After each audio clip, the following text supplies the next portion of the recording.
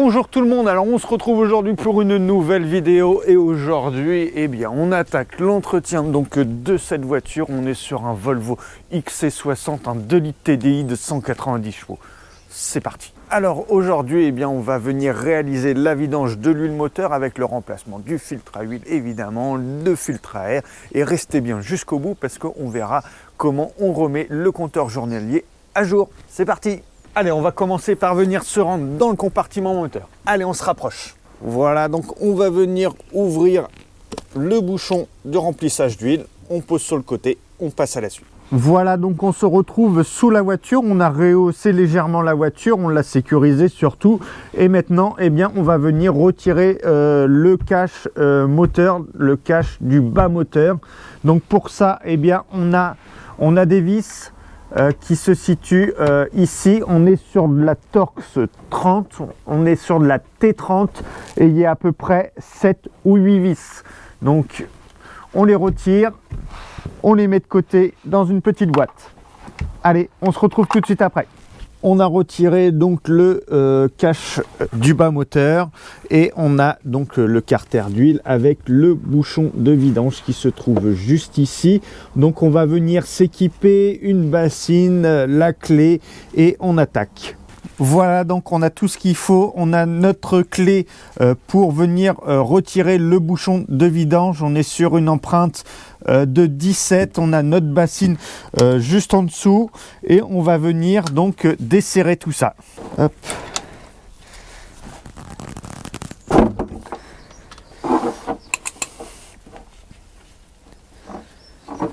Attention. Et voilà. Le bouchon, on le met de côté. Allez, on continue. Donc pendant que l'huile s'écoule, nous on va venir remplacer notre filtre à air. Allez, on se rapproche. Le filtre à air, lui, se trouve juste ici. Donc ça, c'est la boîte à air.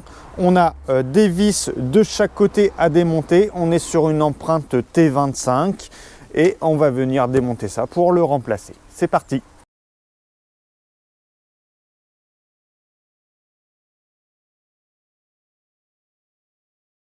Voilà la boîte à air, donc elle est un peu sale, donc avant de remonter le nouveau filtre, on va venir nettoyer, aspirer tout l'intérieur pour que ça soit vraiment nickel. Allez, on attaque.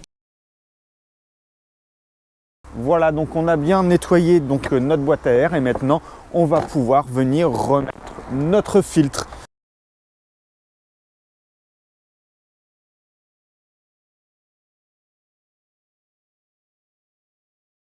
Et voilà, donc ça y est, c'est chose faite. Et maintenant, on va venir retourner sous la voiture.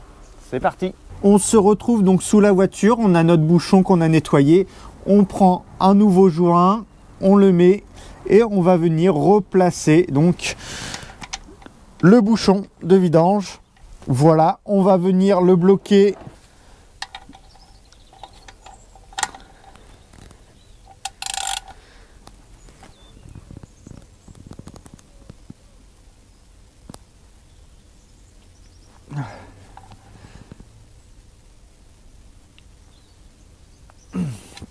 Voilà, maintenant on va venir remplacer donc notre filtre à huile. C'est parti.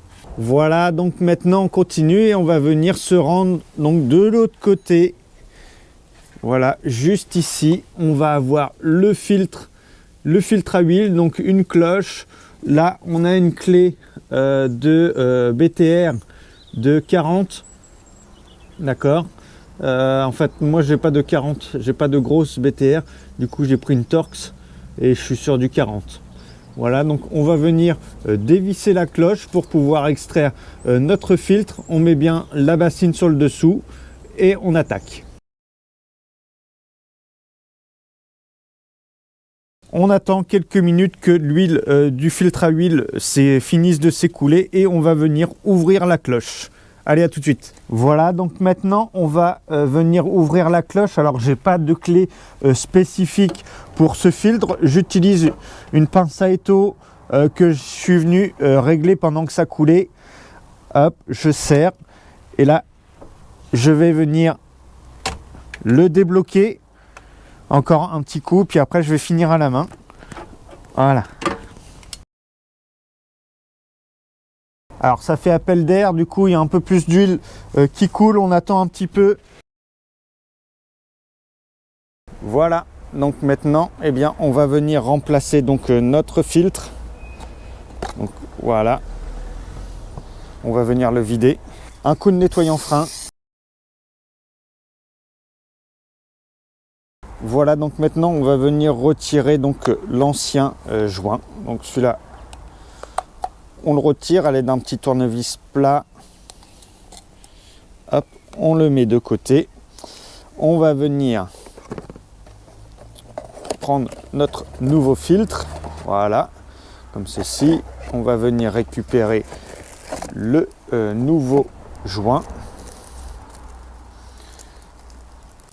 Hop.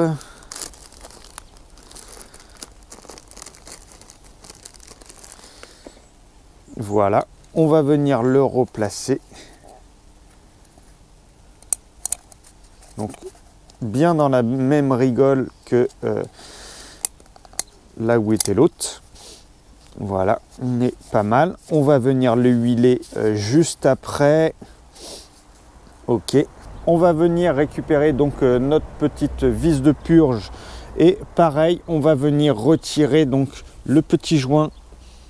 Donc là, c'est beaucoup plus petit. Voilà. On le retire. Un petit coup de nettoyage. Ça ne mange pas de pain. Et on va venir prendre le nouveau. Voilà, on change tous les joints. Et voilà. Et voilà. Donc là, on est venu remplacer le nouveau joint. On va venir le remettre.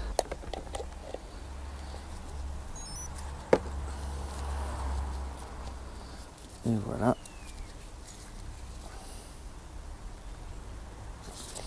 Voilà, donc c'est fait.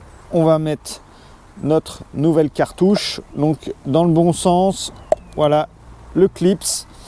Et on va venir le remonter. Allez, c'est parti. Donc on vient remettre. Donc je précise qu'on a bien lubrifié l'ensemble des joints, de la vis, le petit caoutchouc, etc. de la cloche. Voilà, maintenant on vient resserrer, hop, la cloche.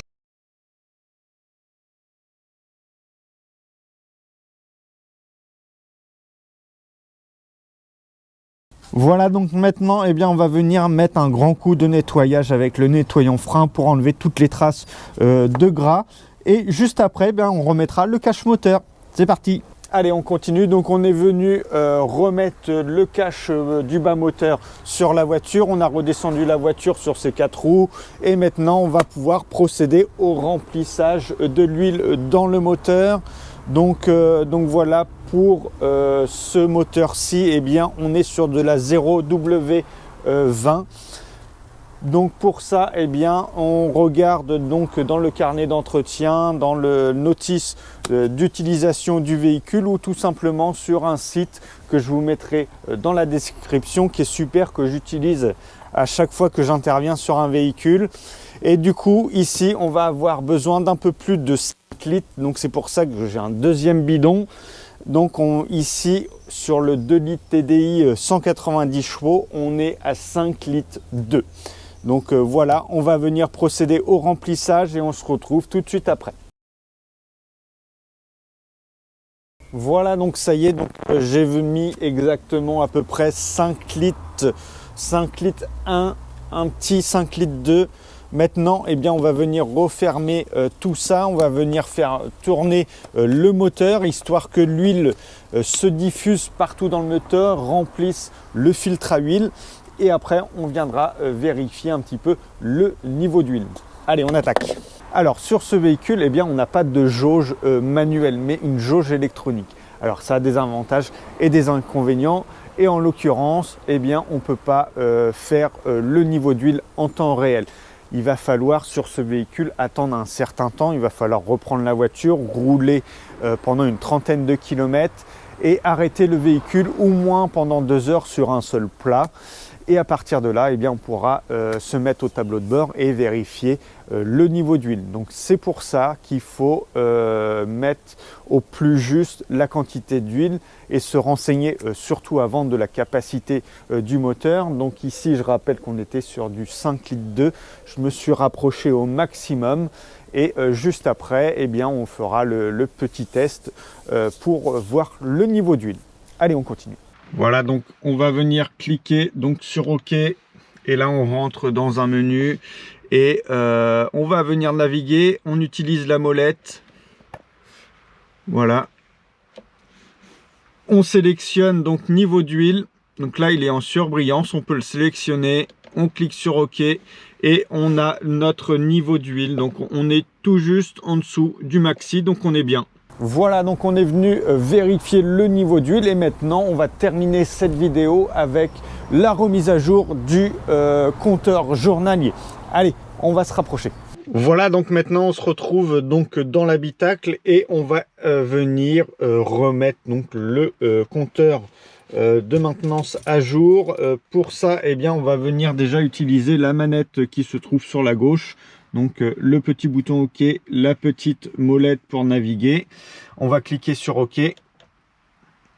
Et voilà, on allume le tableau de bord. Donc là, vous voyez, on a le T1. Et nous, il faut qu'on soit sur le T2. Donc voilà, on est sur le T2. Donc là, c'est tout bon.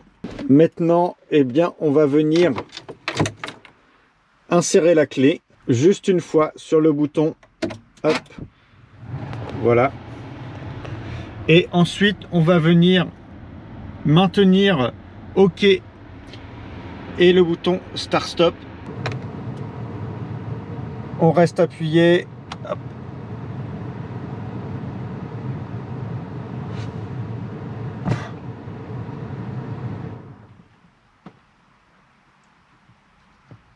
Le petit voyant. Et voilà, donc là on retourne dans le menu statut service entretien et on a remis donc le compteur d'entretien à jour. Voilà. Voilà, donc ça y est, on a vu ensemble comment on faisait donc la vidange du Volvo avec le remplacement évidemment du filtre à huile et du filtre à air. Et on a vu également comment on remettait à jour donc, le système de maintenance. Et on a vu également juste après donc, voir le niveau d'huile. Voilà, j'espère que ça va vous aider. N'hésitez pas à mettre un pouce, à partager avec tout le monde. Vous pouvez même vous abonner. Ça fait plaisir et ça ne mange pas de pain.